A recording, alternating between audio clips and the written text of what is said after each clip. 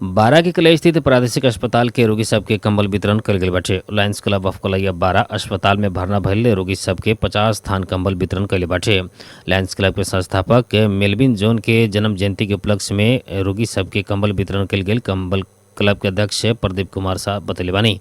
उनका अनुसार ठंडा समय में अस्पताल में रहल रोगी सबके जाड़ ज़्यादा होखे वाला भइला से कंबल वितरण कल गेल बाटे। ये अवसर में क्लब के उपाध्यक्ष सूर्यजीत सिंह, सचिव ब्रिज किशोर शाह कलवार, संस्थापक अध्यक्ष दिलीप चौधरी, पूर्व अध्यक्ष राजकुमार शाह, मुकेश गुप्ता, लोकेंद्र जायसवाल, श्याम खेतान, मनोज पुदार, इंद्रजीत कुशवाहा, अस्पताल समिति के अध्यक्ष प्रकाश चौगाई लगायत की उपस्थिति रहल रहा है।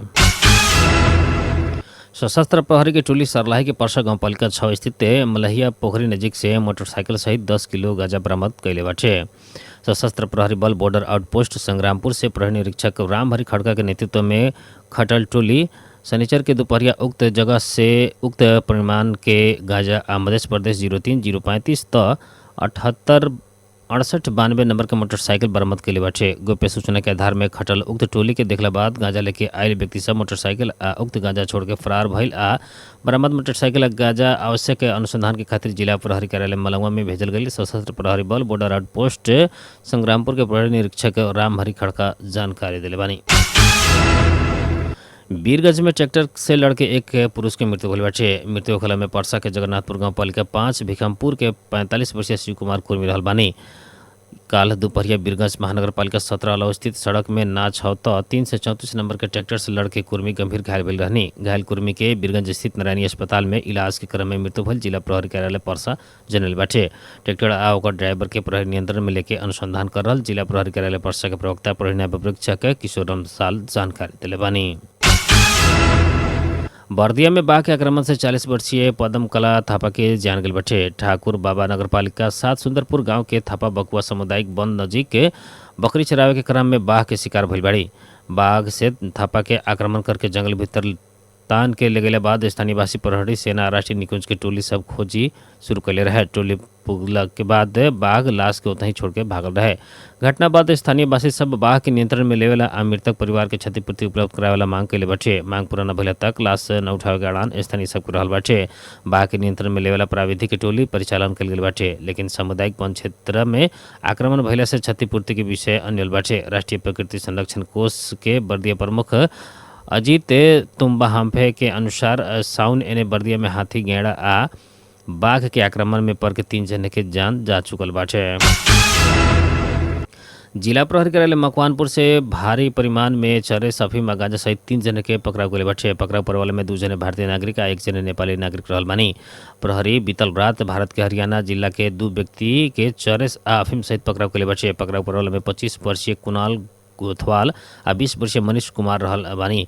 उ लोग के मकवानपुर के थाहा नगर पालिका 11 टिस्टुंग नौखंडे क्षेत्र के त्रिभुवन राजपथ सड़क खंड से पकड़ाव कल गई बाटे। मकवानपुर प्रहरी के प्रवक्ता प्रहरी न्याय परीक्षक डीएसपी श्यामू अरियाल के अनुसार उ लोग सवार DL 8CX 1224 नंबर के भारतीय कार से 21 किलो 460 ग्राम चरस आ 3 किलो 470 ग्राम अफीम बरामद कल गई बाटे। एठौड़ा होत भारत तरफ लागू औषध उसार पसार हो रहल विशेष सूचना के आधार में इलाका प्रहरी कार्यालय पालुंग के टोली उ लोग के नियंत्रण में लेकर जिला प्रहरी कार्यालय मकवानपुर में जिम्मा लगैले रहे।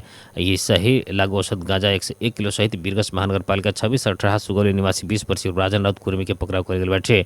उनका के एठौड़ा महानगर पालिका 15 रातों माटे क्षेत्र से आज सवेरे 5:30 बजे पकड़ाव कल गई बाटे। डीएसपी अरियाल के अनुसार चितवन से वीरगंज जा रहल DL 13C 1561 नंबर के भारतीय कार में लुका के गांजा उसार पसार कर रहा अवस्था में पकड़ाव कल गई बाटे। प्रहरी पकड़ाव परल 3 जने के सार्वजनिक करत लागू औषध नियंत्रण संबंधी थप अनुसंधान आगे बढ़ावल गई जनैले बाटे। ई घटना से लागू औषध तस्करी विरुद्ध के प्रहरी कार्रवाई के थप मजबूत बनावल गई जनावल गई बाटे। काठमांडू के स्वर्ण लक्ष्मी सहकारी ठगी प्रकरण में संलग्न रहल आरोप में राष्ट्रीय स्वतंत्र पार्टी के सभापति तथा पूर्व गृह मंत्री रवि लामी छाने की हिरासत में रख के आदेश दिले बाटे। काठमांडू जिला अदालत से थून-छेक बहस से न समाप्त होने बाद उनका की हिरासत में भेजे के निर्देशन दिले बाटे। प्रहरी थून-छेक बहस के खातिर बिहान अदालत में फेर उपस्थित करावे की तैयारी कर रहल बाटे। जिला न्यायाधीश माधव प्रसाद अधिकारी के इजलास में लामी छाने के बयान संपन्न भइल रहे। ओकरा बाद उनका के प्रहरी के जिम्मा लगावल गेल रहे। इससे पहले पोखरा स्थित सूर्य दर्शन सहकारी के बचत रकम अपचलन मुद्दा में धरौटी पश्चिम में रिहा भइल लामिछाने आज सवेरे अदालत में उपस्थित भइल रहनी। काठमाडौँ के कालीमाटी स्थित स्वर्ण लक्ष्मी बहुद्देशीय सहकारी संस्था के रकम अपचलन के आरोप में रवि लामिछाने सहित 39 जने प्रतिवादी रहल मुद्दा दर्ता भइल बाटे। प्रहरी अनुसंधान अनुसार सहकारी के 5,669 जने बचतकर्ता के जमा 2 अरब 65 करोड़ 95 लाख 59,058 रुपया अपचलन कल गई तथ्य मिलल बाटे। ई प्रकरण में 93 गो जाहिरी दर्ता भइल बाटे। ई मुद्दा में पूर्व डीआईजी छविलाल जोशी, जीबी राय, दीपक लामा, कुमार रमतेल और नवीन अछामी लगायत के व्यक्ति सब के भी प्रतिवादी बनावल गई बाटे। कास्की जिला अदालत में लामिछाने 65 लाख रुपया धरौटी बुझा के रिहा भइल रहनी। ऐसे ही अन्य अभियुक्त सब भी धरौटी रकम बुझा के रिहा भइल अदालत के रिश्तेदार सब जानकारी दिले बानी। सहकारी रकम ठगी प्रकरण में अभी तक 63 जने विरुद्ध मुद्दा चलावल जा चुकल बाटे। भारत केरल के पठानमथिट्टा जिला में 18 वर्षीय एक लड़की के यौन दुर्व्यवहार आ सामूहिक बलात्कार कैल आरोप में प्रहरी 14 जने के पकड़ाव कैले बाटे। विद्यार्थी उक्त घटना 3 से 4 वर्ष के बीच में भइले बताल गई बाटे। कुटुम्बश्री स्नेहिता पहल परामर्श के क्रम में वहाँ के अपन पीड़ा परामर्शकर्ता के सुनैनी। वहाँ के खुद ऊपर यौन दुर्व्यवहार करे वाला व्यक्ति के बारे में जानकारी देनी। उक्त विद्यार्थी सभे उनकर पड़ोसी सहपाठी या कथित रूप में अपरिचित भइल बताल गई बाटे। परामर्शकर्ता सब बाल कल्याण समिति के ई बारे जानकारी करेले बाद प्रशासन अनुसंधान शुरू कर रहे। प्रहरी ई घटना संगे संबंधित 5 गो मुद्दा दर्ता कैले बाटे। कुछ अभियुक्त अन्य जिला के भइला के कारण थप पकड़ाव पर ना सकल जनावल गई बाटे। अमेरिकी राज्य कैलिफोर्निया के लॉस एंजल्स में लागल आगलगी में अभी तक 10 जने की मृत्यु भइल बाटे। ई कैलिफोर्निया में लाग रहल अभी तक की सबसे बड़का आगलगी मानल गई बाटे। विगत 4 दिन से लागल आग करीब 40,000 एकड़ क्षेत्रफल में फैलल रहे, जौना मध्य 29,000 एकड़ क्षेत्रफल पूर्ण रूप में जर के ध्वस्त भइल बाटे। अंतर्राष्ट्रीय संचार माध्यम के अनुसार आगलगी से करीब 10,000 भवन जर के नष्ट भइल बाटे त 30,000 घर में क्षति पुगल बाटे। करीब 50,000 लोग के तत्काल घर छोड़े में कहल गई बाटे। स्थानीय प्रशासन से उक्त क्षेत्र के 3 लाख लोग सबके सुरक्षित स्थान में जाला निर्देशन दे चुकल बाटे। काल तक आगलगी थप फैले के चेतावनी प्रशासन से दियल गई बाटे। 1 लाख लोग बिजली विहीन में बाँच रहल बा। बहुत ऐसी जगह में पानी के हाइड्रेंट सूख चुकल बाटे। ऐसे ही बहुत ऐसी जगह में धारा के पानी प्रयोग करेला निषेध कल गई बाटे।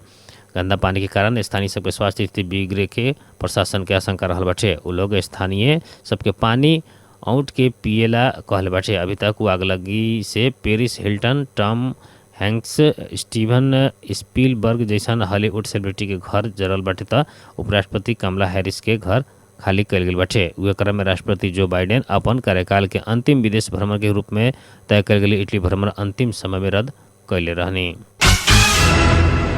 नेपाली राष्ट्रीय महिला क्रिकेट टीम घरेलू मैदान में त्रिदेशीय T20 क्रिकेट श्रृंखला में प्रतिस्पर्धा करे वाला भइल बाटे। नेपाल क्रिकेट संघ कैन काल सार्वजनिक कैल तालिका अनुसार श्रीलंका में नेपाल संघे थाईलैंड और नेदरलैंड के महिला क्रिकेट टीम सहभागी होगी। सभी खेल कीर्तिपुर स्थित त्रिभुवन विश्वविद्यालय क्रिकेट मैदान में होगी। कैन के अनुसार श्रृंखला में सहभागी 3 टीम एक दूसरे के विरुद्ध 3 बेर प्रतिस्पर्धा करी। श्रृंखला के उद्घाटन खेल यह जनवरी 30 में नेपाल और नेदरलैंड बीच होगी। दूसरा दिन जनवरी 31 में नेपाल थाईलैंड के सामना करी।